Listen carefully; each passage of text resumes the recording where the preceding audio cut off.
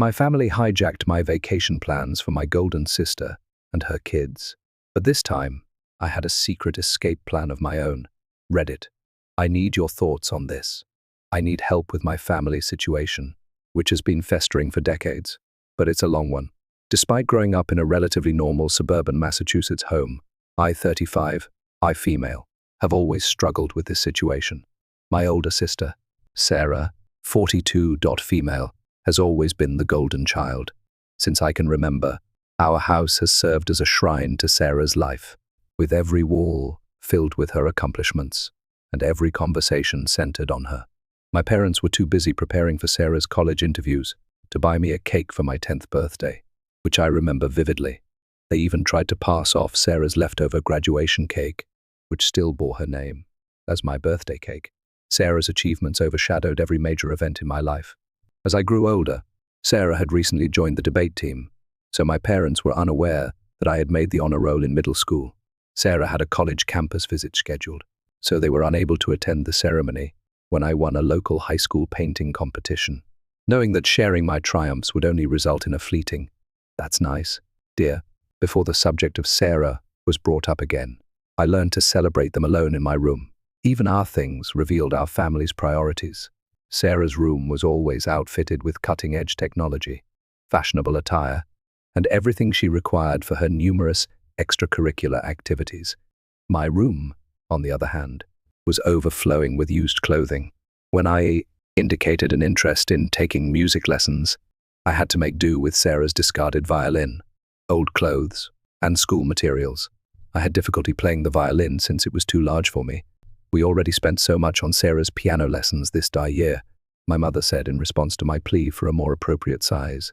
Throughout high school, the trend continued. Sarah received individual instruction for her SATs, so I had to study with borrowed library books. My parents took out a loan to help her buy a car for college. They encouraged me to take the bus if I needed help getting about.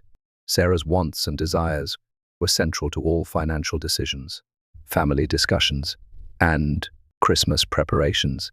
It was quite challenging in college. Sarah graduated from a prestigious university with our parents' full support. When it came time for me to attend a public school, they could only agree to pay half of the tuition. They clarified, "We're still paying off Sarah's student loans. You'll need to figure out the rest on your own to make ends meet." I worked 2 part-time jobs while a student, usually dozing off over my textbooks. Sarah, in the meantime, was starting her career in a position that our parents had helped her get through their contacts. Sarah got married 7 years ago, and everything changed, or rather, worsened.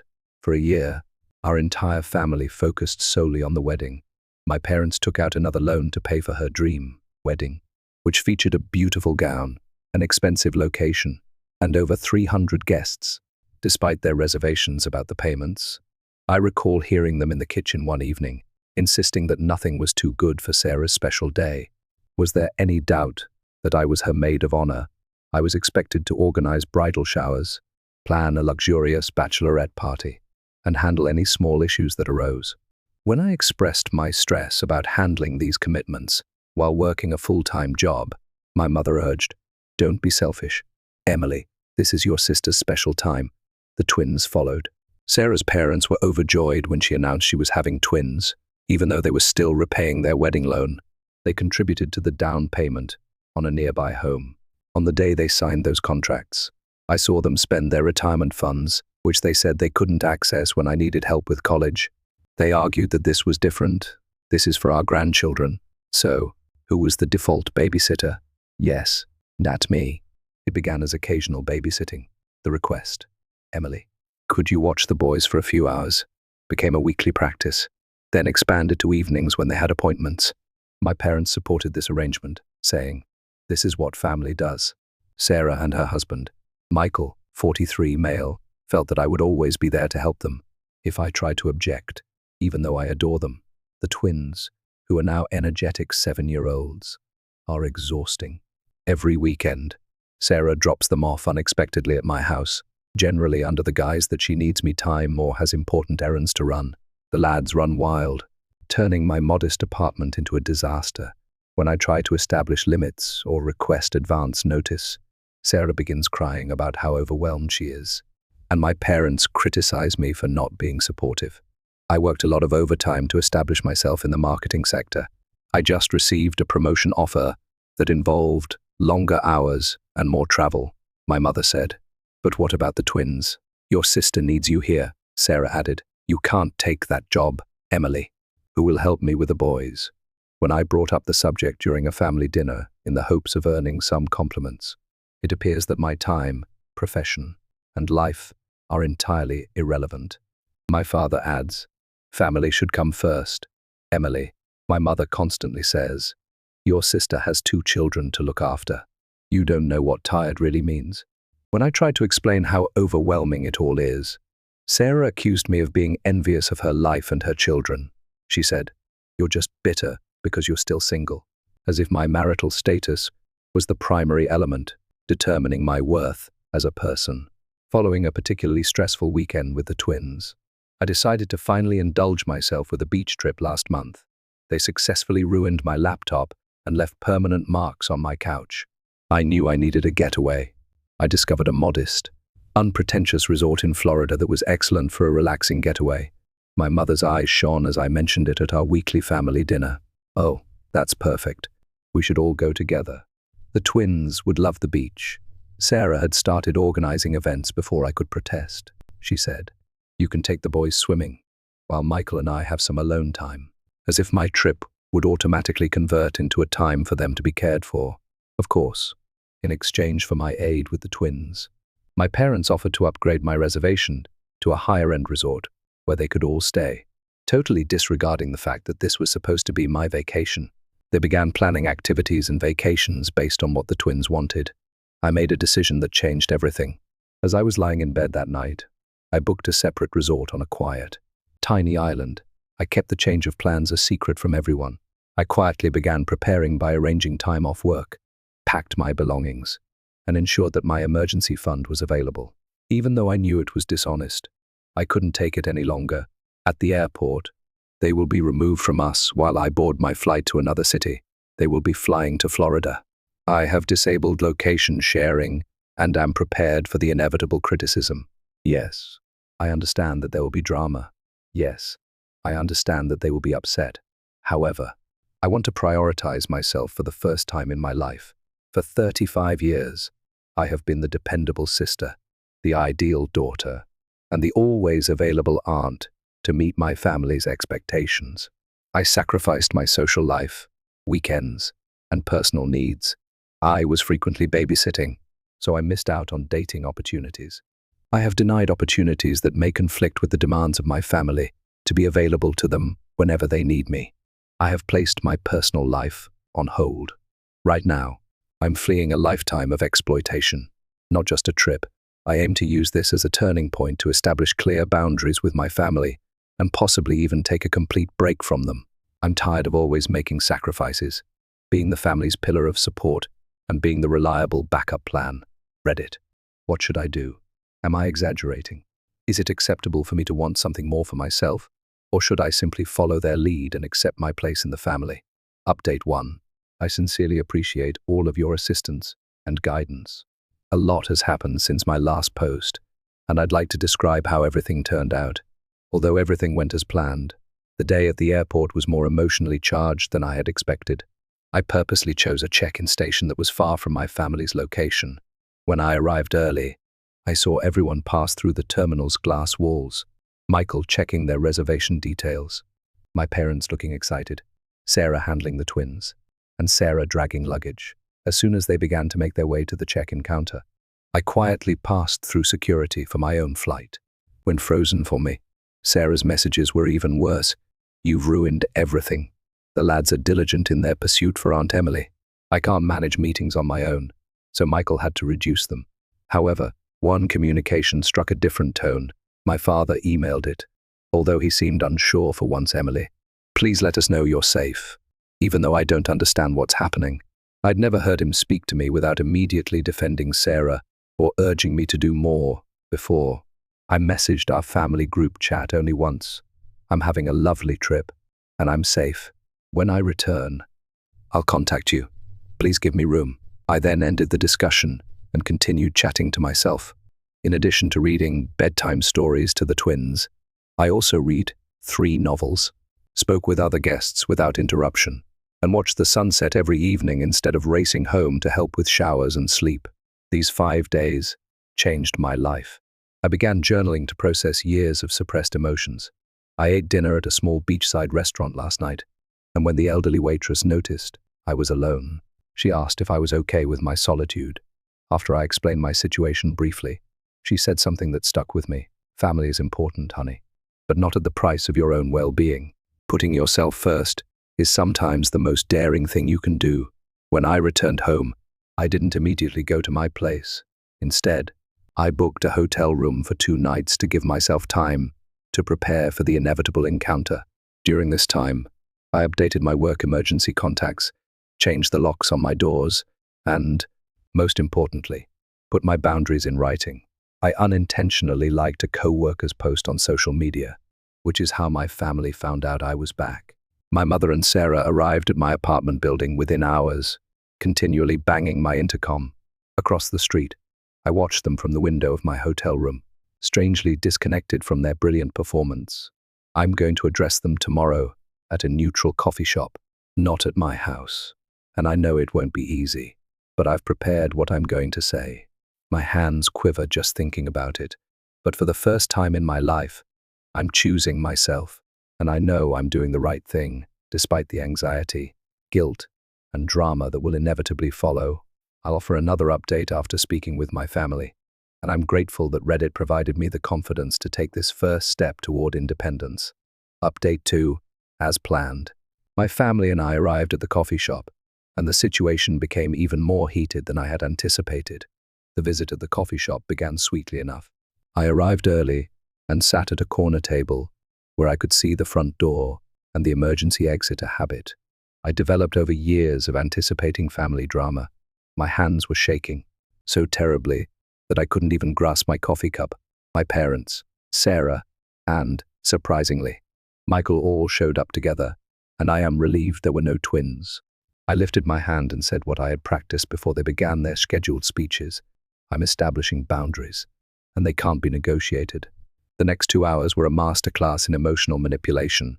Sarah started crying as she detailed how my absence had traumatized the twins, and my mother tried to inculcate guilt after everything we have done for you. Unexpectedly, Michael attempted to mediate by proposing a solution in which I would only see the kids every other weekend. For the most part, my father sat quietly and anxious. Sarah's statement, "You are being selfish. Family means sacrifice," was the defining moment. Something broke within me, and I said, clearly but calmly, "Yes, family requires sacrifice, but it should be reciprocated. When was the last time you made any sacrifices for me?" The ensuing silence was deafening. I revealed everything for the first time: the years of being Sarah's second best friend, the unfair financial treatment, and the persistent belief that my life and time were less valuable than theirs. I then showed them my calendar for the previous year, with every weekend reserved for babysitting and every holiday tailored to their needs. My mother attempted to intervene, saying, "But that's what aunts do." I answered by saying something I had never dared to utter before. "No, that is what paid babysitters do. And, Sarah, if you require this much assistance, perhaps it's time to consider employing one." My mother followed Sarah as she raced out, and Michael lingered, apologizing profusely for taking advantage of my availability. After a long silence, my father added, "We never meant to make you feel this way. It was something, but not an apology." When they left, I followed through on my plan. I moved to a different part of town and got a new apartment, which is smaller than my previous one, but in a secure building with a doorman who is aware of my situation. My new phone number is now only known to my workplace and a few close friends. Rebuilding my life from scratch was the most challenging component, not the moving or the planning. I had no meaningful hobbies and few close friends because I had spent years caring for my family. I began quietly enrolling in pottery classes, joining a local reading club, and accepting dinner invitations from co-workers that I had previously rebuffed. It was a strange first weekend of true freedom. I did things I had never done before, such as staying up late, visiting a farmer's market, and spending hours browsing a bookstore. Sarah did not send me an urgent text. Mum does not make guilt-tripping calls, and there are no requests for last-minute childcare. My family's reaction to my relocation was harsh but expected. When my mother tried to contact me through the company switchboard, they discovered that my new job does not allow personal calls during business hours. Sarah even came to my office once, but security was alerted beforehand, and she wrote a tearful letter accusing me of destroying our family. Sarah first protested to Michael taking the twins to weekend events, but she has subsequently accepted the little but significant change. He apologized by email for his role in making the situation possible. My parents are having a difficult time adjusting. Dad periodically texts, typically in an embarrassing attempt to strike up a conversation, and Mom alternates between violent outbursts and frigid silence. She left a voicemail last week expressing, "When you're done with this rebellion, we'll welcome you back. This is not a phase," and she doesn't understand it. This is my new reality. My boss appointed me to handle a large new project after noting the difference in my productivity and attention due to the absence of frequent family disruptions at work. For the first time in years, I'm casually dating, but I'm taking things slowly. Internally, there has been the largest shift. I no longer have the continual background anxiety that I had for years, and I've been exercising more frequently, improving my nutrition, and sleeping better. According to my therapist, yes, I have finally started therapy. I am beginning to recover from what she calls chronic familial stress syndrome. Last weekend, the twins sent me a gift that included handcrafted notes expressing how much they miss me, even though it was bittersweet. I remained resolute. I carefully wrote them back to let them know that while I love them, I need some time to look after myself. I had to write it, even though Sarah is unlikely to read it to them. "You seem lighter now. You look years younger," said an old acquaintance when I saw her yesterday. She is right. Despite the angry texts, emotional manipulation attempts, and residual guilt, I feel lighter and more emancipated. Respect for personal space, acceptance of one's own needs, and reciprocal assistance rather than merely one-sided sacrifice are all components of true love. I'm discovering that family love shouldn't seem like a prison sentence. My new flat will be 1 month old next week, and this is the first time I've ever dared to host a little housewarming celebration with only a few friends from pottery class, book club, and work. There are no expectations, drama, or family, just people who accept me for who I am.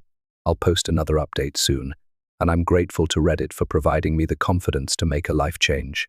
Update 3. It's been a life-changing 3 months, and I'd like to share how it all came together. The confrontation I had been dreading and anticipating arrived last week when my father unexpectedly came to my place of employment. His method was distinct from Sarah's emotional manipulations or my mother's previous frenzied attempts.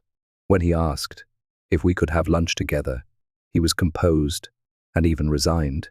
We met at a tranquil restaurant near my employment, and for the first time in my life, he recognized me as his daughter, not Sarah's sister or the family's backup plan. He said, "You look healthy," in a shocked tone, happier. The fact that he hadn't seen my dissatisfaction in years weighed heavily on the observation that remained between us. The family had offered him a proposal, and they were willing to make sacrifices if I agreed to reclaim my role in the family. "I could have every other weekend off," he went on to remark. "They'd even pay for my time with the twins," as if earning money from the commitment would make it more appealing. As I looked across the table at him, I knew they still didn't get it. They saw my freedom as a bargaining tool rather than a basic right.